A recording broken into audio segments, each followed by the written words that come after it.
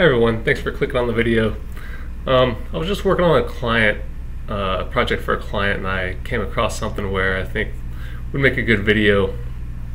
I'm going to show you a couple things, but before I do that, come down here to the right hand corner, subscribe to the channel, and I'm working on something that's going to be on my AccountingExL store.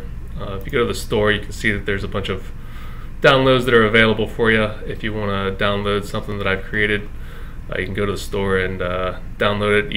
Each download has a tutorial that you can watch to instruct you in and how it works. So go ahead, check out the store, and let's get started here with this. So what I'm doing is I'm creating an accounts receivable deposit reconciliation. So on the left hand side here, I have my dates for my bank account and all of my deposits.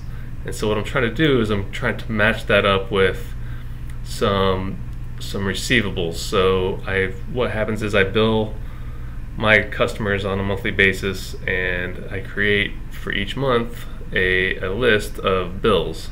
And I'll just kind of show you the way that it's going to work. Is I have a customer, I have a project that I'm working on, so I have a project name, customer name, and then the amount that I bill.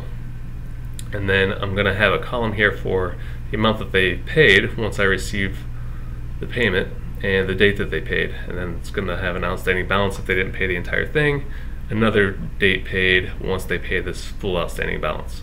So what I'm trying to do is I have different months. So this one's April, and I have a couple different ones, a bunch of different tabs. Let me just kind of make this a little bit smaller so that you can see it. So you can see my different tabs that I have. I got started on this September, October, November.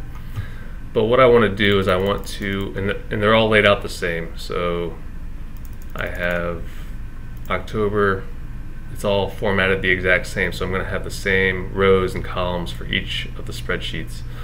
So what I have to do on my deposit reconciliation here, I'll just go ahead and make this big again, is I want to create a formula that's going to sum all of the payments that come in based on the deposit date. So once I receive a payment, I will come to my spreadsheet here, put in the date that they paid and the deposit date here, and what that's going to do is it's going to sum up the amount that they paid. So say that I have $1,000 here,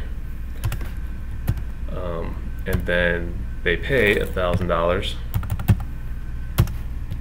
I'm going to put a date paid in here, so let's just say that this is July 8th, 2020.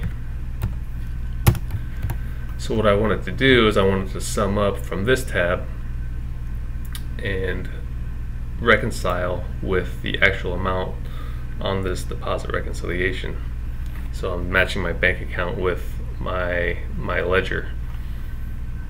So to do that, I created this SUMIFS formula where it's going to look to each different tab and sum up those amounts if it is on this deposit date. So I'm just going to go ahead and add one here real quick for July. Let's say July 8th down here. Okay, let's just say that deposit was $1,000 because we put that one in there. So now if I wanted to sum up in July all my July 8th deposits, so that's going to go in this column right here. So the deposits per detail. So that's why I created the SUMIFS formula. And I already have it in here, but what I need to do is I'm doing a full 12 months. So I have my first month done already. So I can make this small again real quick. You can see that I have in here, I have SUMIFS outstanding, okay, and then I got plus SUMIFS January 20, which is this tab here, and it's creating, you know, a SUMIFS formula where it's going to sum up everything that shows January 10th. But what I want to do is I want to make this same exact formula for February, March, April, May, June, all the way through the full 12 months. So while I was doing this, I started thinking, well, what's an easy way to do this, because I don't want to click through each one of them and redo the formula every time. So I started thinking of ways to kind of shortcut this. So what I determined that I would do is just copy this formula here, where I have my where it's got my January tab. I'm gonna copy that by pushing Control C. Go ahead and push Enter, and then what I'm gonna do here is I'm gonna go ahead and paste it. But I'm just gonna click in the cell. I'm gonna put in an apostrophe before it, and I'm gonna click Paste. And so what this does is it makes it all text. So it doesn't actually put a formula here. It just puts in the text from the formula. So now that I have that, I have my formula that I want to change.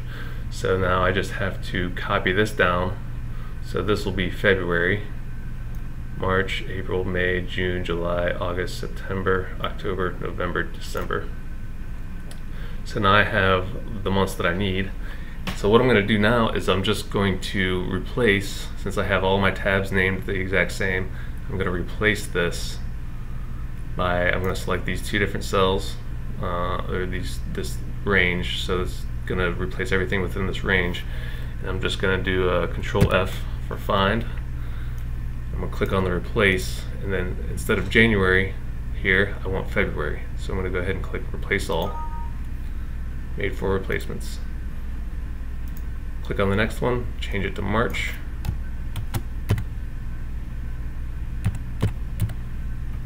Replace all. Oh. So that time what happened is I didn't select the right range. So I need to undo. Go back, select the range there, then hit Replace All. So I'm just going to go ahead and do those for the rest of them.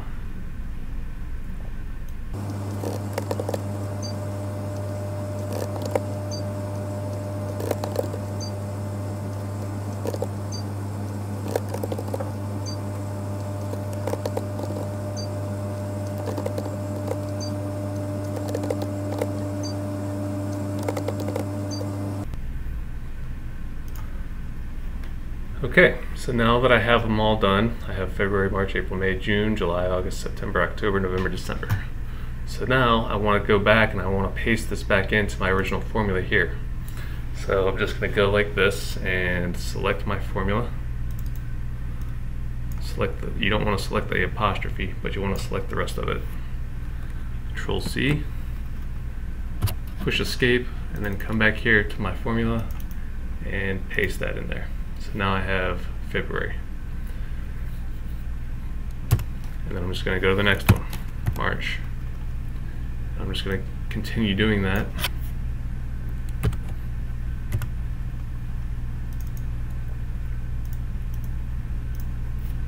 Until I get them all in there.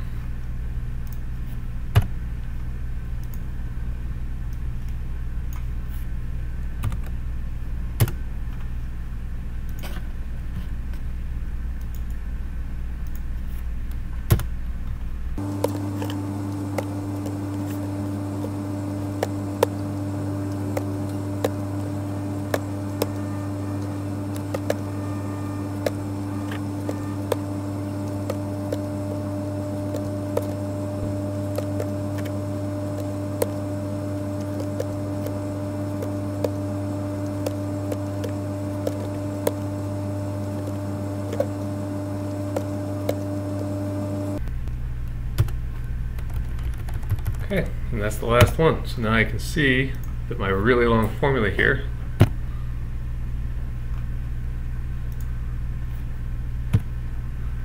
is all complete. And it took me a fraction of the time it would have taken me had I went through and redone the formula for every single tab. So now I can just copy my formula down to the rest of these, and you can see where it starts populating. So if you think this was helpful, subscribe to the channel, check out the store, give us a like, and we'll see y'all next time.